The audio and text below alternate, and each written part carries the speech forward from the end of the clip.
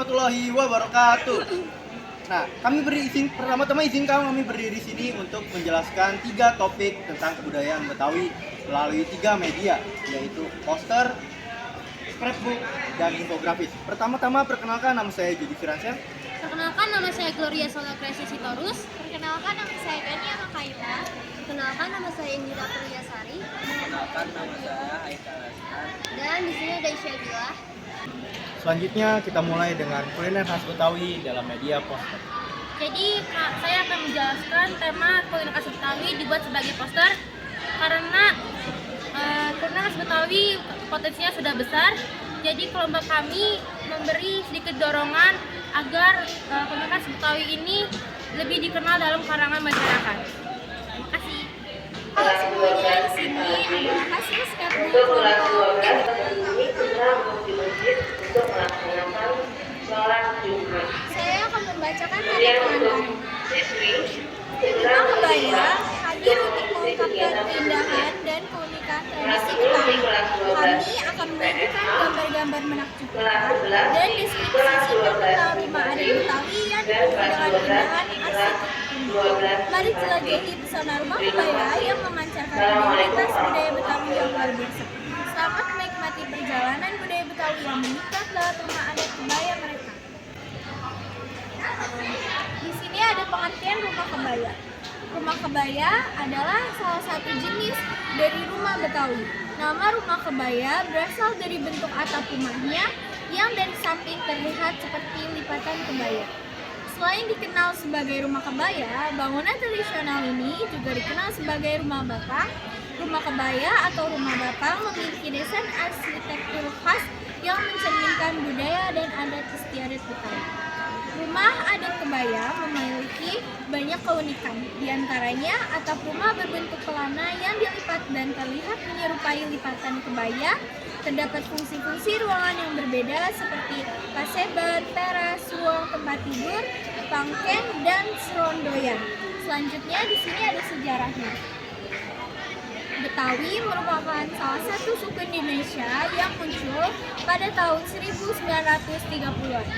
Saat masih era kolonialisme Belanda. Nama Betawi berasal dari kata Batavia yang merupakan nama kota Jakarta zaman dahulu. Oleh karena itu, masyarakat asli Betawi ini mayoritas bertempat tinggal di Jakarta. Meskipun pada awalnya masyarakat Betawi ini berasal dari berbagai wilayah di Indonesia, seperti Jawa, Sunda, Makassar, dan Bali yang dibawa oleh pemerintah Belanda. Selanjutnya ada filosofi dari rumah kebaya. Filosofi dari rumah kebaya adalah rumah kebaya memiliki langkah sebagai pagarnya yang mengandung filosofi batasan baik dan buruk. Di dalamnya terdapat grojogan sebagai lantai yang melambangkan penghormatan terhadap tamu dan terkait dengan konsep balak suci. Rumah kebaya juga memiliki teras yang luas sebagai simbol keterbukaan dan keramahan. Sumur di depan rumah digunakan untuk meminta tamu membasuh kaki sebelum masuk. Pembangunan balak suci saat ini hanya ada di beberapa masjid di kampung. Sekianlah perjalanan yang telah kita lalui melalui halaman-halaman buku ini, menggali keunikan dan keelokan rumah adat Betawi. Rumah-rumah ini menjadi cermin perjalanan panjang suku Betawi yang tak terpisahkan dari sejarah Jakarta. Buku ini mengajak Anda untuk memahami dan menghargai rumah adat Betawi, sebuah warisan budaya yang tak ternilai. Melalui setiap halaman, kita dapat menyadari pentingnya menjaga dan menghormati warisan budaya ini agar tetap hidup dan berdaya guna dalam kekayaan budaya Indonesia. Mari kita berjuang bersama untuk keberlanjutan dan pelestarian yang bijaksana dalam menghormati rumah adat Betawi dan warisan budaya lainnya. Sekian dari penjelasan Skenbuka. Selanjutnya ada informasi tambahan tentang sejarah rumah kebaya. Rumah tradisional Betawi pertama kali muncul pada tahun 1673. Rumah Betawi itu terbagi menjadi 2, yaitu ada rumah darat dan rumah panggung. Pada awalnya, suku Betawi tinggal di muara Kali Ciliwung, kemudian menyebar ke pinggiran Batavia. Penyebaran tersebut menyebabkan pecahan subetnis Betawi seperti Betawi Tengah, Pinggir, Pesisir, dan Udik. Rumah kebaya muncul sebagai hasil dari perluasan tempat, di mana penduduk kawasan pesisir membangun rumah panggung untuk mencegah masuknya air laut. Rumah tradisional Betawi dipengaruhi oleh budaya Tionghoa seiring dengan perkembangan zaman yang dapat dilihat dari ragam hias dan tata ruang. Perpaduan ini terjadi setelah konflik dengan masyarakat etnis Tionghoa yang pindah ke Tiga Raksa dan Panongan. Mereka membangun rumah kebaya sebagai strategi untuk menghindari kecurigaan pasukan Belanda dengan dianggap sebagai suku Betawi. Kami akan membacakan kebudayaan Betawi tari cokek. Kenapa kami memilih infografis bertema tari cokek? Karena tari cokek memiliki makna yang sangat berarti bagi kebudayaan Betawi. Tari cokek adalah tarian yang berasal dari budaya Betawi tempo dulu. Pada umumnya, tari cokek ditarikan secara berpasangan antara penari laki-laki dengan perempuan. Tari cokek adalah tarian khas Tanggerang yang diwarnai oleh budaya Tionghoa. Penari akan menggunakan kebaya yang disebut sebagai cokek.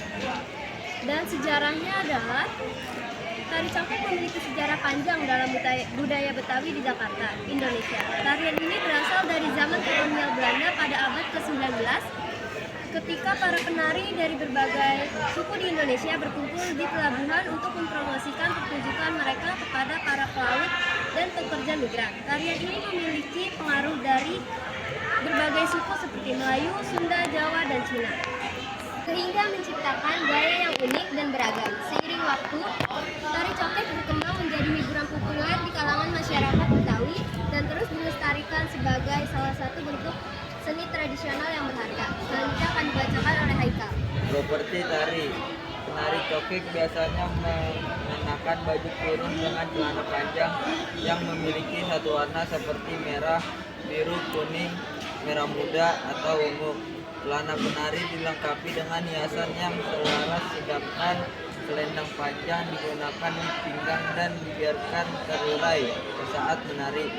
Rambut penari disisir rapi atau dikepang, kemudian ditambahkan sanggul besar yang dihiasi dengan tusuk konde dan benangul yang disebut burung hong yang akan bergerak saat menari.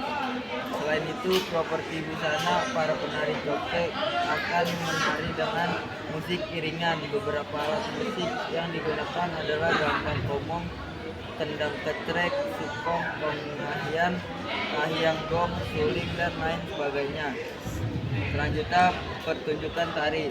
Sebelum pertunjukan dari tari cokek dimulai, biasanya akan diawali dengan wewayang lebih dulu, di mana para penari cokek akan berjejer memanjang sambil melangkah maju dan mundur mengikuti irama dari gambang romong.